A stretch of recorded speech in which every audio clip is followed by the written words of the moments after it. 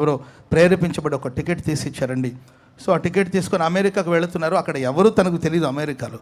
సరే అమెరికా దేశానికి వెళ్ళిన తర్వాత అక్కడ ఎయిర్పోర్ట్లో దిగి రిసీవ్ చేసుకోవడానికి ఎవరైనా రావాలి కదా, ఎవరు లేరు, తెలిసిన వాళ్ళు ఎవరు లేరు. ప్రభు పిలిచాడు, విశ్వాసంతో ఫ్లైట్ ఎక్కాడు, ఎవరో టికెట్ కొనిచ్చారు, ఫ్లైట్ ఎక్కాడు, అమెరికా వెళ్ళిపోయాడు. మౌనంగా నిలబడి ప్రభు చెప్తేనే కదా వచ్చాను, ప్రభు ఏదో చేస్తాడు. తన బ్యాగ్ ఉంటే ఏదో కావాలని మొత్తం మీద బ్యాగ్ ఓపెన్ చేస్తే ఆ బ్యాగులో నుండి ఒక చీమ బయటకు వస్తూ ఉందంట.